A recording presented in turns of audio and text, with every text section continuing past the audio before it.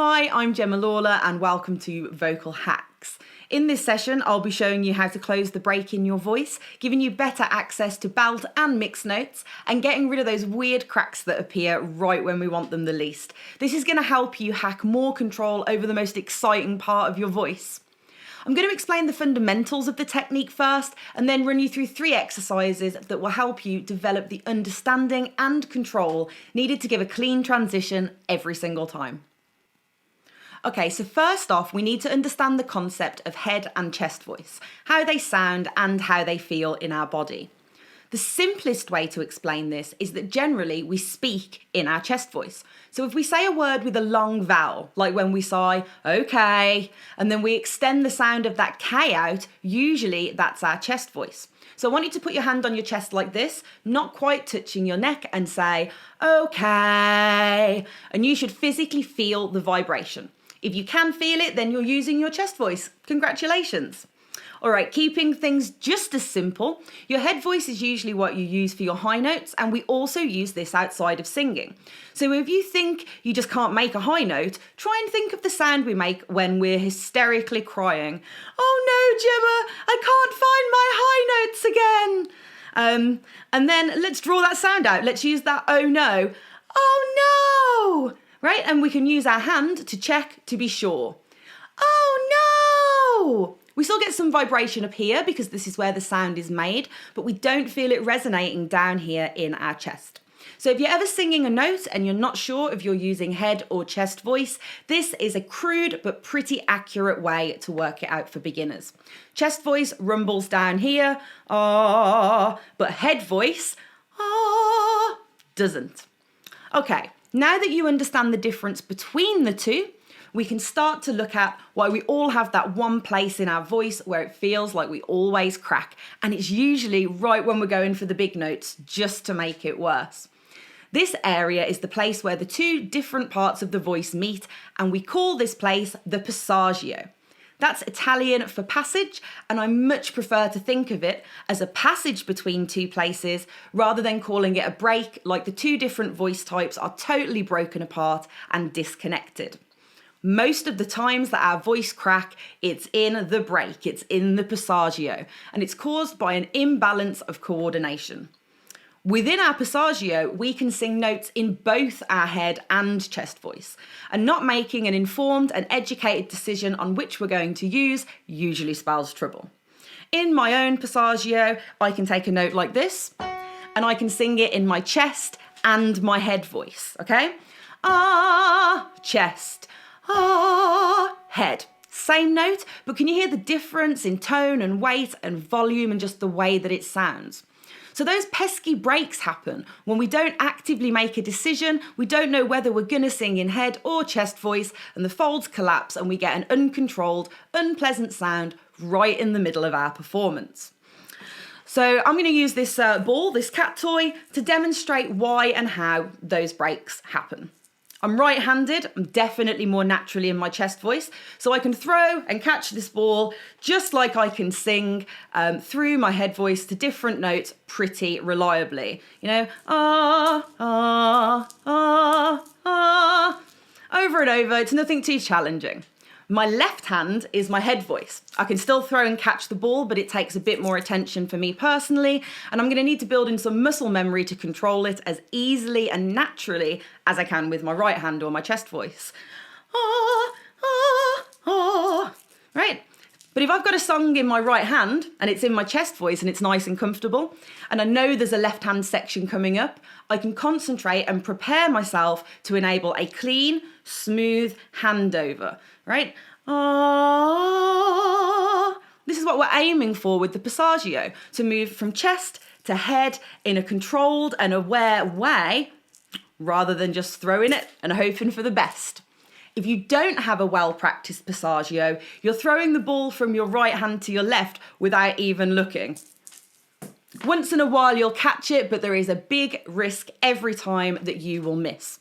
If we don't even know which hand we're going to catch or throw with, or which type of voice we're going to use for the note, how are we going to catch it at all? I mean, we're not. We're going to drop the ball and our voice is going to crack. Exercising the different options within the Passagio will help you develop greater control and give you the muscle memory you need to call upon any of the options you have for a given note when you need to recall it in a performance or in the studio or when you're practicing. Okay, so now we know what the head and chest voices are, what they sound like and what they feel like, we can start working on our first hack to master the Passagio. The exact notes are in different place for everyone, so you might need to grab a keyboard or a piano app and work out the notes that will work best for you. My Passagio starts around here, so we're going to start there to demonstrate, but you might need to start higher or lower to get the same results. This exercise only has one note sung twice. The first time we sing the note, we're going to use our chest voice, and the second time we will use our head voice, but on the same note. We're going to be actively shifting between the two, and you can put your hand on your chest if you need to double check that you are singing in the correct register. We will be looking at blending the two voice types together with the next exercise, but for now we want them nice and distinctively different. We're going to sing the name of the voice type we are using, so it's going to sound like this. Chest, head. Okay, did you hear the difference? Let's try it again. Let's try it semitone up. Chest, head. And you can keep doing this throughout your whole Passagio on every note that you can sing in both registers. Okay, the next exercise is going to focus on how to blend the chest and head voice as we move through the Passagio. We're going to make a really nasal sound starting up high and then scooping down low like this. So we'll be starting off in the head voice and sweeping down to the lowest notes, which will be in our chest voice.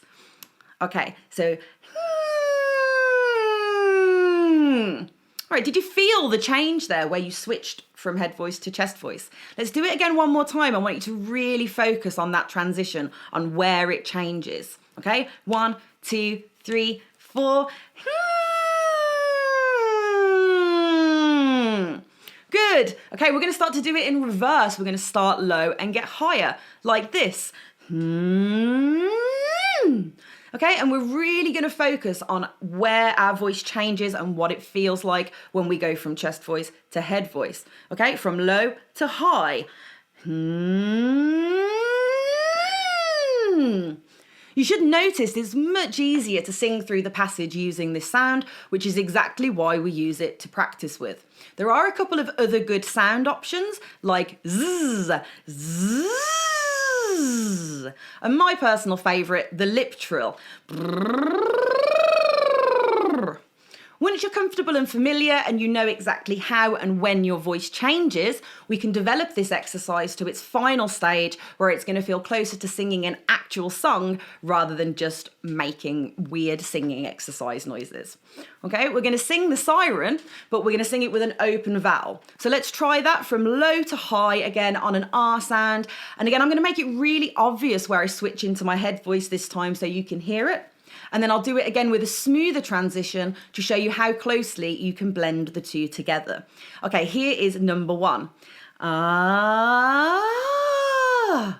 Okay, and here's the same exercise blended together after lots and lots of practice. Ah. So just keep practicing those siren sounds, connecting the two voices together, and eventually they should blend together beautifully when you need them to. Okay, so we're going to reintroduce some fixed intervals rather than free roaming sirens, and we're going to pick a nice easy open vowel so we can really hear our true singing voice. We're going to sing over the space of a full octave now, and we're not sliding anymore, we're aiming to hit each note individually. So our first note is going to be in our chest voice, ah, and our top note is going to be in our head voice, ah. And it's going to be up to us to work out what type of voice those middle notes are going to be in. So I'm going to show you an example. Try and listen and see if you can work out which voice type I'm using before I tell you. Here we go. Ah. Okay, so we had chest, chest, head, head. Okay, but if I take that up a little bit, then that first middle note is going to be in my head voice. Chest, head, head, head. Okay, so you can do that exercise all over the keyboard. You don't even need to be able to play piano. All you need to do is find a starting note and memorize the pattern. So you can practice that exercise on any note. You don't even need to be able to play piano. You can just pick your starting note, memorize the pattern, and work out whether you're using your chest voice or your head voice, and getting used to approaching each note individually, knowing exactly what you're going to do. Awesome, and that's it. Just keep practicing those 3 easy exercises and staying mindful about which part of your voice you're using. You're going to set yourself up to throw and catch the note exactly where you want it every single time. No more breaks in the passage for us, just a beautiful, controlled Passagio. I hope you enjoyed that vocal hack. Thanks for watching, and I'll catch you next time.